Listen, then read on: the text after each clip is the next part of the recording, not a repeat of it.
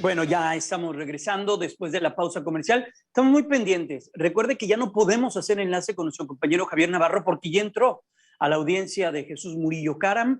Esperemos antes de las 10 de la mañana, si es posible, volver a comunicarnos con Javier Navarro para que nos platique qué está sucediendo o qué sucedió en esta primera audiencia. Y en unos minutos más platicaremos nuevamente, como ya lo hicimos en la primera hora de este espacio informativo, con nuestra compañera Andrea Meraz, quien estuvo el día de ayer en Santa Marta, Catitla, cuando Rosario Robles salió del reclusorio para continuar su proceso judicial o jurídico desde su casa. Le cambiaron la medida cautelar, la envían o le permiten hacerlo desde su hogar. Vamos a estar en esos dos temas. El de Navarro lo veo complicado, quizá no nos dé oportunidad por el tiempo de enlazarnos nuevamente con él, sino mañana estamos en vivo, o si no, a lo largo de los espacios informativos de Grupo Fórmula, con Manuel Peregrino y con Juan Francisco Rocha, que seguramente tendrán la crónica de lo que está sucediendo en estos minutos en el reclusorio norte de la Ciudad de México, en el sentido del proceso que está Jesús Murillo Caram enfrentando por todo lo que está alrededor de Ayotzinapa. Y de Rosario Robles, la exsecretaria de Sedatu y Sedesol. Estaremos conectándonos con nuestra compañera Andrea Meraz en unos minutos para que nos platique. Y para la gente que se despertó un poquitito tarde, es fin de semana, es sábado, se vale, esté atento de lo que ocurrió ayer en Santa Marta, Catitla. Hoy, esta misma semana también, la Secretaría de Educación Pública dio a conocer el Plan de Estudios 2022-2023, un plan que va a estarse estableciendo en 32 entidades del país, pero no en todas las escuelas. Habrá un plan piloto que comenzará a partir de finales del mes de octubre. Tuvimos la oportunidad de platicar con Eduardo Bakov. Él es especialista en evaluación educativa, miembro del Sistema Nacional de Investigadores y presidente de Métrica Educativa AC. Escuche lo que nos dijo de esto que anunció la Secretaría de Educación Pública. Bueno, todos los programas y planes y programas de estudio, acuérdate que aluden a la totalidad de experiencias que se planifican para que los alumnos tengan un proceso educativo en particular, ¿verdad? Y este gobierno, como todos los anteriores, bueno, no todos, pero casi todos los anteriores que lo antecedieron, han hecho un intento de hacer cambios de planes de estudio que desafortunadamente, Jaime, se quedan básicamente en el intento porque llega otro gobierno que considera que no es correcto lo que hicieron anteriormente y vuelven a cambiar.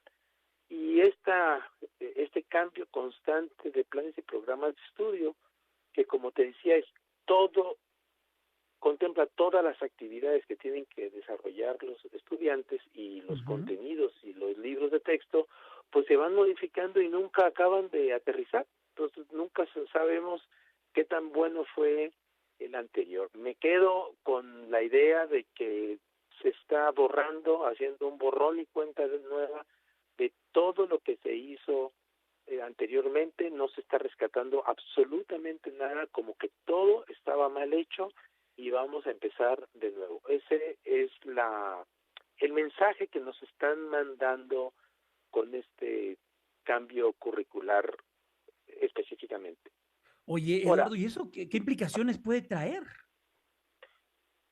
Pues las implicaciones es pues que se queda trunco. Un estudiante que comienza con un plan de estudio nunca lo termina, porque llega otro plan de estudios y desafortunadamente, fíjate que los planes de estudio se terminan justamente cuando va a finalizar el gobierno en turno, y entonces se implementan en el mejor de los casos en el penúltimo o en el último año. Llega el nuevo gobierno, los tiene que implementar porque no tiene otra, los implementa a regañadientes, y entre que lo implementa y hace un nuevo plan de estudios, el estudiante queda, digamos, siempre a la mitad de uno y de otro. Entonces, me parece que los gobiernos no tienen la responsabilidad de pensar que los cambios en educación son cambios a largo plazo, que se tardan 10, 15, 20 años en que den frutos, y sin saberlo o al menos estar consciente de ello, pues hacen el esfuerzo por dejar su granito de arena haciendo cosas distintas a las que hizo el pasado. Pero déjame decirte algo que me parece muy importante comentar de exactamente este nuevo plan de estudios. Este nuevo plan de estudios no es como los anteriores, todos los anteriores. Este es un plan de estudios que no solamente rompe con la historia, vamos a decir, de la educación en México, sino con la historia de la educación occidental. Es decir, lo que pretende es hacer un nuevo orden mundial, de tal manera que hacen a un lado el conocimiento occidental, por decir la filosofía, el pensamiento científico, para hacerlo y muy local, y trabajar sobre lo que sucede en las comunidades, alrededor de ellas, y rescatar los saberes, como ellos le llaman, de las comunidades indígenas y marginadas, lésbicas, de gente con necesidades especiales, etcétera. Entonces esto cambia absolutamente todo. Es una apuesta, no hacer a una modificación. El problema es que este es un modelo que no tiene antecedente alguno en ningún otro país. El antecedente que es muy importante de saber, Jaime, es que proviene de un enfoque filosófico que se llama epistemologías del sur. Eso es lo que es muy importante. No lo dicen, pero está perfectamente definido que el enfoque que ellos tienen es de las epistemologías del sur, que vienen de un autor portugués, de Sousa Santos, y que va en contra de todo lo que tiene que ver con el capitalismo, el colonialismo, el patriarcado, el individualismo, y en lugar de centrar la atención en el estudiante, es decir, hacer una educación centrada en el estudiante, hacen una educación centrada en la comunidad. Oye, Eduardo, cambia ¿qué todo. implicaciones? Sí, entiendo, y debe de ser pues muy importante para un sistema educativo como es el que tiene nuestro país. Estamos platicando con Eduardo Backhoff, especialista en evaluación educativa, miembro del Sistema Nacional de Investigadores y presidente de Métrica Educativa AC.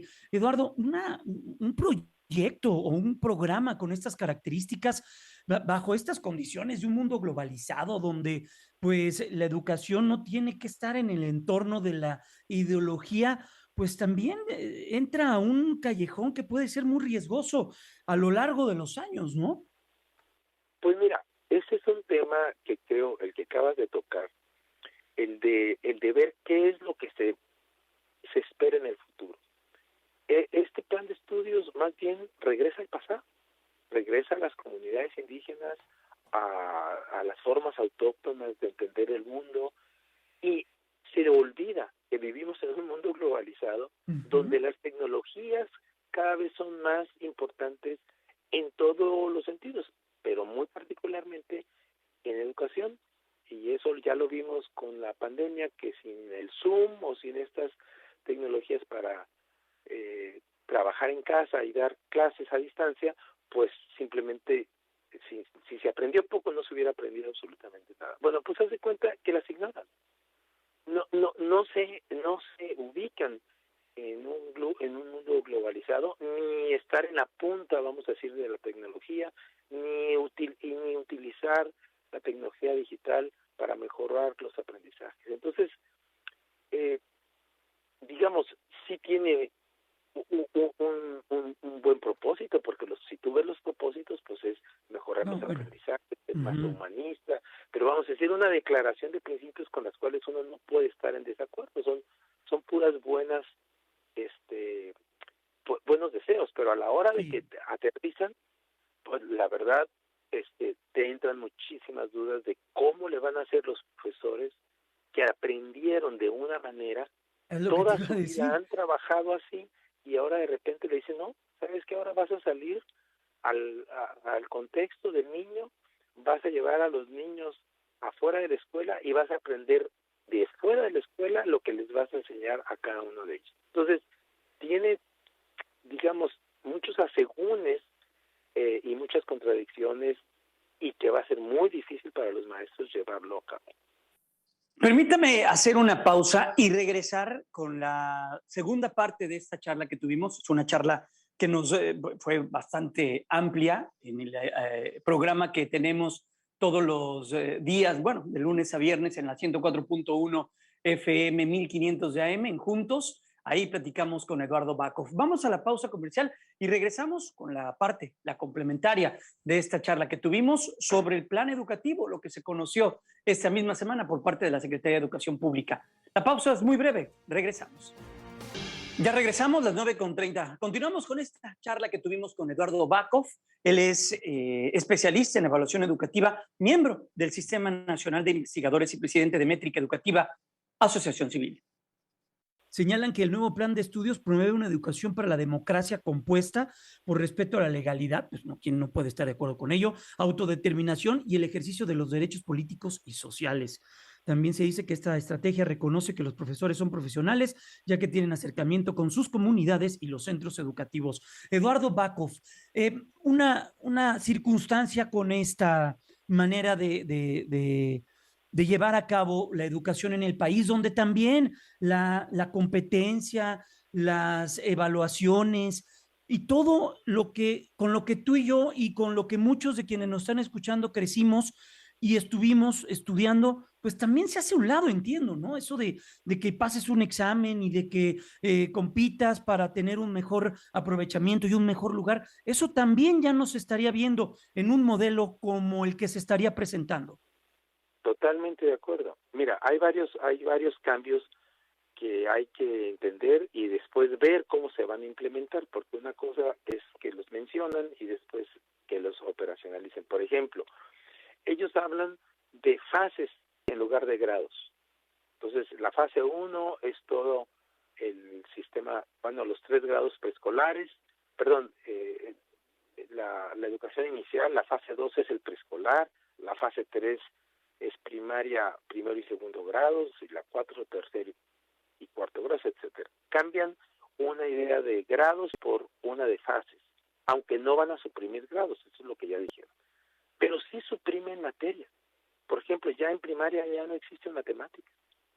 Está dentro de, en un subsistema de saberes científicos y algo más. Entonces, no sabemos ni siquiera cómo operar eso. Si uno de los problemas, nada más para recordarte, que en nuestro sistema educativo, 6 de cada 10 estudiantes no aprenden las matemáticas básicas. Sí. Y 4 de cada 10 no aprende a comprender lo que lee. Lo que leen.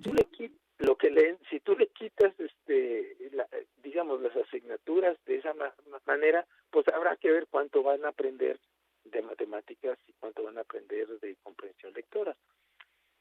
No es la primera vez que esto ocurre, ya desde Echeverría habían hecho un cambio curricular por áreas que le llamaban de conocimientos, ahora aquí le llaman ellos, ¿cómo se llama? Algo así como líneas, pero son 4 grandes ejes estructurales, ¿no? Pero sí, totalmente, ya por ejemplo la evaluación, te dicen que no va a haber evaluación de los estudiantes, que toda la evaluación va a ser formativa. ¿Qué quiere decir formativa? Que solamente va a servir para decirle al estudiante cómo va a mejorar su aprendizaje. La pregunta es, ¿y al final del grado, cómo van a evaluar los aprendizajes? Lo que aprendió, ¿cuál es la métrica para saber qué aprendimos, qué no aprendimos, en dónde enfocar nuestra atención o el docente, en dónde enfocarla y nosotros como estudiantes, o en este caso los estudiantes, cómo poder dedicarle mayor tiempo a esa materia, aprendizaje y lo demás, ¿no, Eduardo? Pues se supone que lo que están planteando es que eso lo va a decir el maestro, digamos, a los alumnos, y que al final del curso va a haber como una especie de valoración, pero no dicen cómo va a ser esa valoración, ni siquiera si va a ser acreditación o no. Es decir, hay una laguna enorme en materia de evaluación. Ya ves que para ellos les muerde la palabra evaluación, sí. O sea, no no es algo que la tolere, ¿no? Entonces la quitaron prácticamente, Pues y sí, no se sabe cómo va a trabajar el profesor enseñando y luego verificando o evaluando que el estudiante aprendió. Es todo un tema ese, ¿eh? El tema de la evaluación no está desarrollado, se lo van a dejar al maestro. Otra cosa, Jaime, que es importante, al maestro le están dando también la autonomía para que él interprete el contenido curricular, lo aplique de acuerdo al contexto escolar en donde se encuentre y por lo tanto también evalúa al estudiante, si es que lo va a evaluar, de acuerdo con la interpretación que él le dio. ¿Qué es lo que va a suceder así tan amplio como se platica? Pues es que va a haber estudiantes que aprendan mucho y estudiantes que aprendan muy poco, dependiendo de si el profesor lo entendió, si lo pudo interpretar bien y si pudo llevar a cabo las líneas que marca el plan y programa de estudios.